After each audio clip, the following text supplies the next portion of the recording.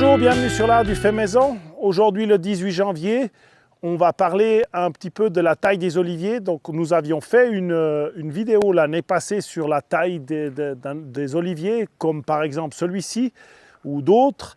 On va se consacrer peut-être à des tailles où c'est plus compliqué, je vais l'appeler un petit peu les choix compliqués à faire. Alors, pourquoi je suis devant cet olivier pour commencer la vidéo? Parce que celui-ci, il n'y a pas tellement de choix à faire. On va effectuer une taille relativement simple. On va dégager un peu le bas, on va dégager le centre. Les concepts globaux que nous avions traités dans la vidéo de l'année passée.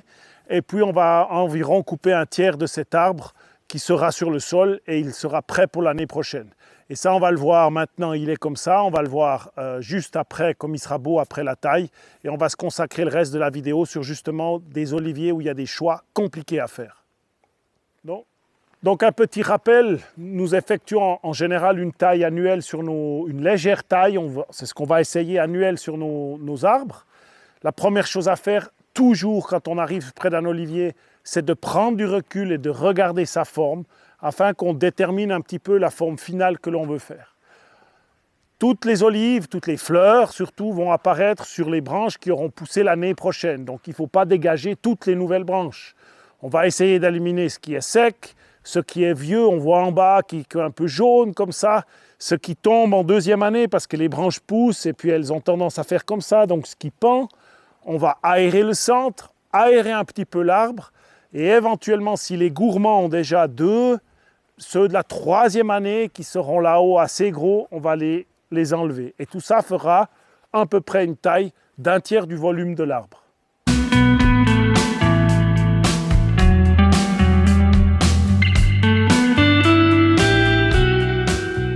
Voilà typiquement une branche qui tombe.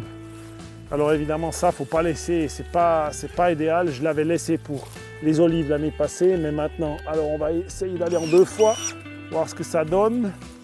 Est-ce que je peux éventuellement... Non, celle-ci c'est supprimé. Voilà, le gourmand qui va avec, loin. Ici on dégage partiellement, parce qu'il y en a quelques-unes qui m'intéressent. Donc on peut vraiment enlever quelques-unes. Voilà, les plus droites, les toutes petites, et puis on laisse ça et celle-là pour les olives. Voilà, on va commencer par faire ça. On va regarder, non. Voilà, cette fois c'est mieux.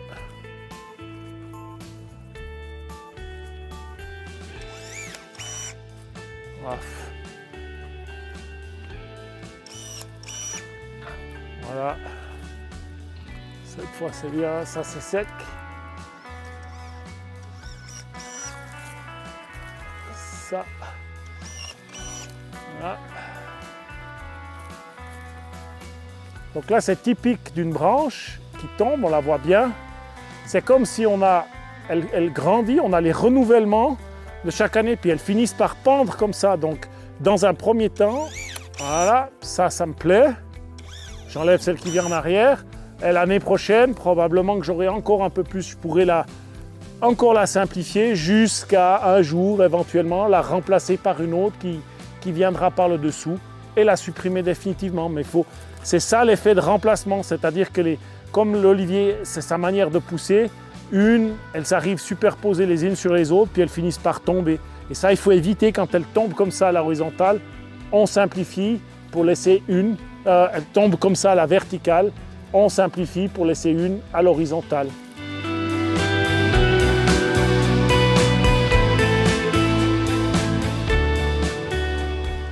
On se retrouve face à certains cas où on doit faire des choix. Par exemple, cet arbre qui était vraiment tout sec en haut, on avait pris la décision de le couper.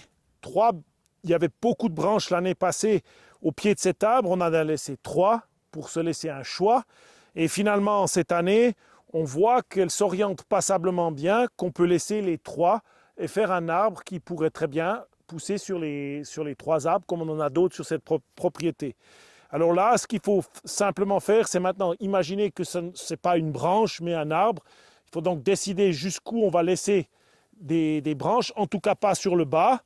On veut laisser construire des charpentières qui s'écartent et des branches pour que l'arbre commence à prendre une forme.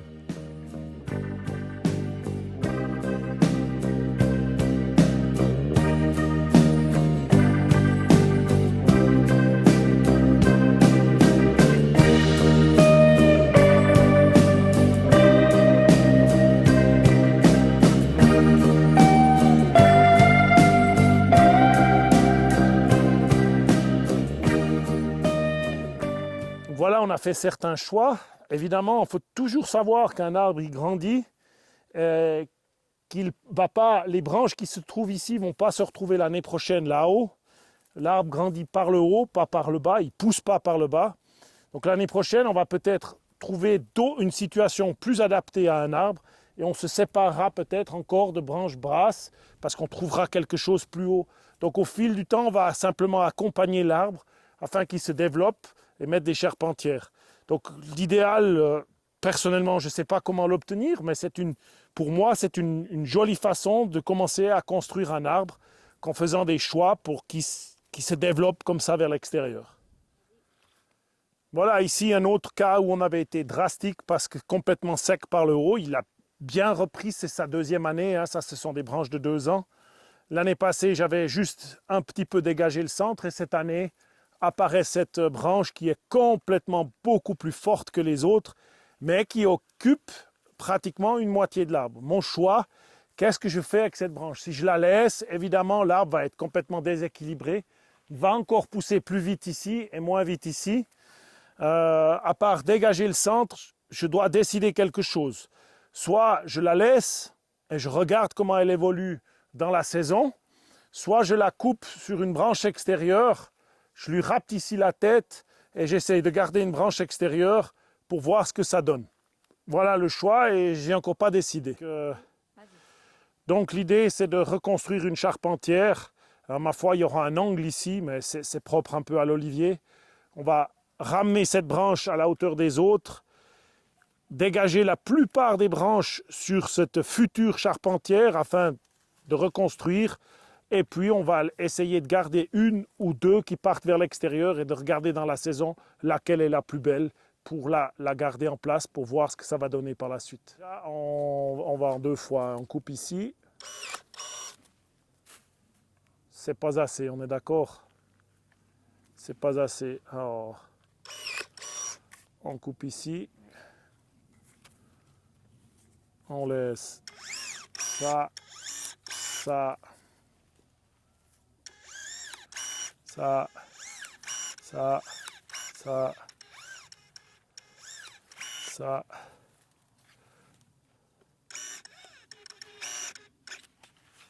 Tout ce qui part à l'extérieur là, on laisse pas.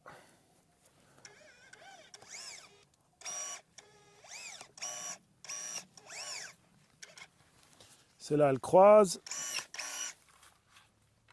Donc évidemment, ce n'est pas ce qu'il y a de plus beau à faire. On va voir ce que ça donne pour l'année prochaine. On a laissé un petit peu plus de branches sur ce côté-là parce que peut-être l'année prochaine, on va décider autrement. Donc on se laisse encore certaines options. On verra l'année prochaine ce qu'on peut faire pour encore améliorer la situation et surtout comment l'arbre va réagir face à une coupe, qui est quand même une forte coupe ici. Ça va réagir fortement sur cette branche. Donc ici, on a un arbre avec toute une zone qui est complètement non occupée. Alors ça, c'est historique, hein, on n'a pas coupé là. Et il a réagi face aux grandes tailles que nous avions faites, parce que aussi tout sec. Il a réagi par une perche ici et une perche ici. Et on voit qu'on a quand même des branches pas si mal placées, qui sont un peu plus à l'horizontale. Donc au lieu d'avoir ces branches très fortes qui veulent aller qu'à la verticale, on va essayer de favoriser celles qui sont un peu plus couchées, un peu plus basses comme ça. On a la même chose sur ce côté, même là, et on a chaque fois cette flèche entre deux qu'on pourrait, à mon avis, qu'on devrait supprimer.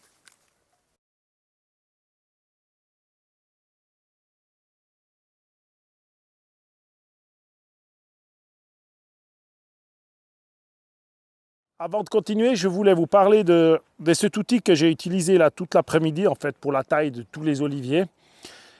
Keptech font des sécateurs qui sont intéressants parce qu'ils sont bien évidemment à batterie. La version la KT 940, c'est un sécateur qui est supposé couper du 40 mm de diamètre, ce qui représente déjà une sacrée section. Et moi, j'ai posé la question à plusieurs choses. La première, je voulais savoir s'il y avait la possibilité d'acheter des pièces de rechange, parce que c'est bien d'avoir un outil, mais on sait très bien que la pièce, la lame, etc., les choses peuvent s'user dans le temps, donc il est nécessaire peut-être de racheter pour changer les outils. Ce qui est possible, ils ont un site en Europe où on peut faire ça. On peut les avoir, on peut avoir les outils, on peut avoir les pièces de remplacement. Sur tous les tailles des oliviers, ça représente quand même une centaine d'arbres. Si vous devez tout faire avec un sécateur à main, ce qui peut toujours être utile quand on a des tout petits détails à faire, parce que ça c'est quand même une pièce un peu plus importante, vous imaginez bien que les mains, elles attrapent vite des problèmes de tendinite. Donc on a rapidement besoin d'une scie, même lorsqu'on a une section qui dépasse sur les oliviers 10, 12, ce n'est pas possible de faire avec un sécateur à main, on n'arrive pas, on n'a pas la force. Donc avec cet outil, ça a accéléré par, je ne sais pas, 2 ou 3 la taille des arbres parce que pratiquement aucune section n'a besoin d'utiliser, on n'a jamais besoin d'utiliser la scie. On a besoin, mais pour la plupart des sections que l'on coupe, on peut utiliser le sécateur. Donc très satisfait en fait de la force et de la manière dont il travaille. C'est un coup à prendre, c'est un outil quand même qu'il faut apprendre à le manipuler. C'est un petit peu plus dangereux qu'un sécateur classique parce que bien évidemment lorsqu'on enclenche le système, il se ferme et il coupe. Et ça, évidemment, il ne faut pas avoir un doigt dedans. Donc il faut apprendre un petit peu à le maîtriser. Un outil qui est vraiment super, moi j'en suis très content. La perche, c'est excellent quand on a une ou deux coupes à faire en hauteur, on peut vite prendre la perche. Ça va jusqu'en tout cas, je pense, 3 mètres. Pour une batterie qui se recharge extrêmement rapidement, j'ai fait à peu près 2500, ça a fait à peu près 3000 mouvements de lame, un petit peu moins. Mais j'ai dû bien faire en tout cas 2200, parce que c'est clair que de temps en temps on donne un petit coup pour rien. Mais 2200 coupes dans de l'olivier, dans du chêne, dans des arbres vraiment qui ont une sacrée résistance. Et je n'ai pas hésité d'aller sur des grosses sections. Donc l'autonomie, ensuite on peut travailler, je sais pas moi, je n'arrive pas à me représenter le temps que ça m'a pris puisque je ne l'ai pas fait à suite, mais on peut travailler un bon bout. Et l'autre avantage, c'est que la batterie, elle va se recharger très vite. Donc vous n'avez pas le temps d'en vider une quand l'autre elle est déjà pleine. Ça, c'était vraiment aussi intéressant. Après le poids, de mémoire, je ne sais pas le poids, mais c'est relativement correct dans la main. C'est pas trop lourd. On peut facilement travailler avec. Je dirais que le seul petit point où il faut faire attention, c'est lorsqu'on a des petits détails, on veut aller chercher des toutes petites choses dans des coins un petit peu difficiles d'accès. Dans ce cas-là, peut-être un sécateur à main sera nécessaire.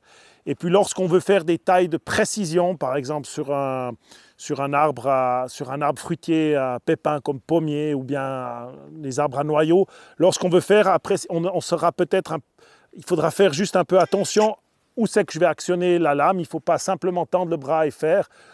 Comme l'objet est un petit peu plus grand, on a tendance à bouger un peu plus sur ces coupes de précision. Il faut juste faire un petit peu attention. Mais si vous avez beaucoup de vignes à faire, c'est extrêmement rapide et vraiment ça économise les efforts de la main. Au niveau du prix, on est vraiment très raisonnable. J'ai fait des comparaisons un petit peu à ce qui se vend dans les différents magasins agricoles.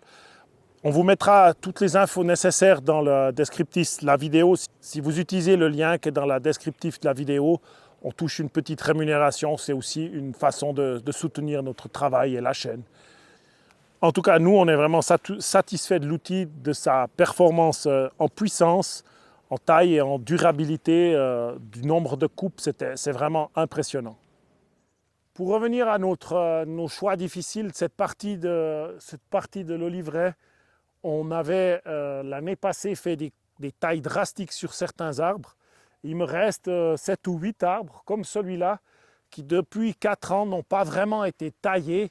J'ai profité de faire des olives. on voit vraiment cette année que ça ne vaut pas la peine. À un moment donné, il faut rafraîchir ces arbres qui probablement n'ont pas été coupés depuis un certain temps. Alors, ce que nous avons fait, ce que j'ai fait l'année passée, c'est qu'au lieu de faire la taille drastique de ces arbres, j'ai vraiment dégagé toutes les grandes branches comme celle-ci que je touche là, qui se trouvaient au centre des arbres.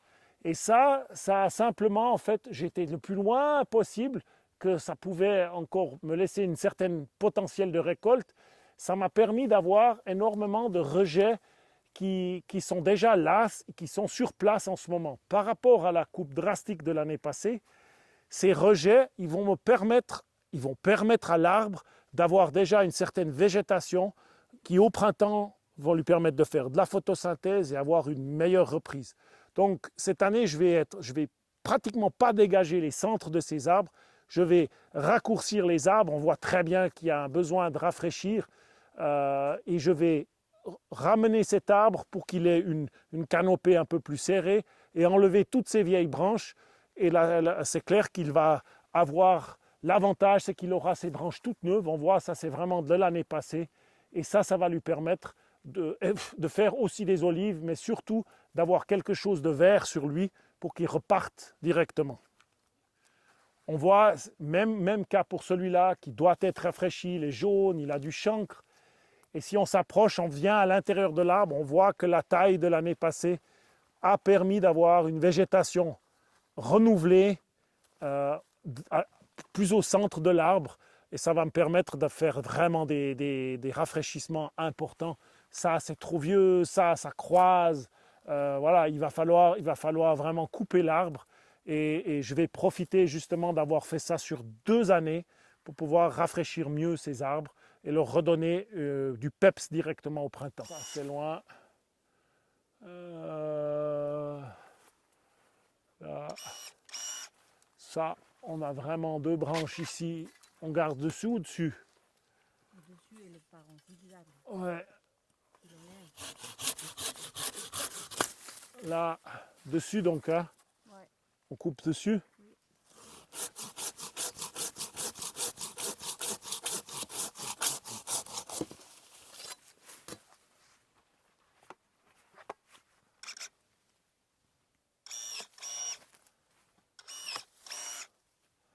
Et puis là, je coupe là. Hein. Je sais pas. Pour l'instant, je sais pas. On va couper ça pour l'instant. Et puis là, on en a aussi 3. Je laisse celle-là là, je coupe celle-là. Hein. Qu'est-ce que tu en penses?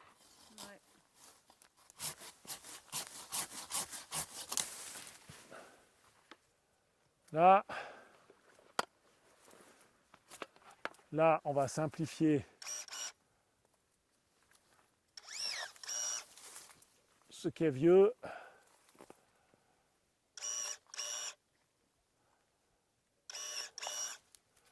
Là. Et puis ça, je pense que je vais couper là. Mais on va voir une fois qu'on aura fait le tour. Ici, ça c'est loin.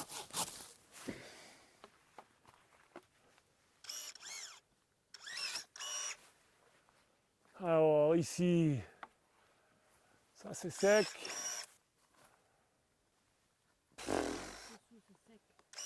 Ça c'est sec là. Ah ouais.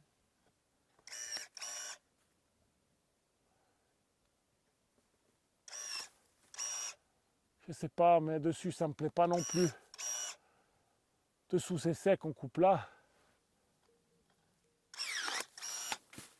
Ah, une sacrée branche là que j'ai coupée. Hein.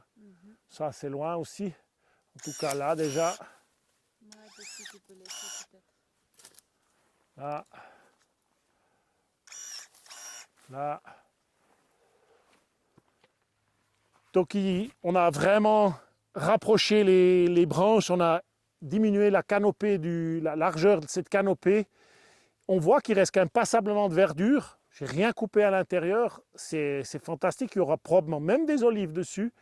Et on peut toujours affiner encore cette taille un peu plus sévère l'année prochaine. On va voir la réaction. Par exemple, ça, c'est pas parfait. On pourra encore affiner les choses l'année prochaine. Alors sur ce, évidemment, on pourrait suivre l'année prochaine sur tous ces arbres qu'on a vus cette année. recommencer avec une vidéo pour suivre. C'est quelque chose qui se fait sur les années. Il faut de la patience avec les oliviers.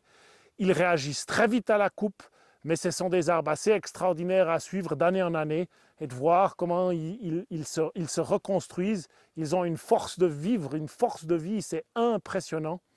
D'ici là, j'espère que cette vidéo vous aura plu et je vous souhaite une excellente semaine et à tout bientôt. Au revoir.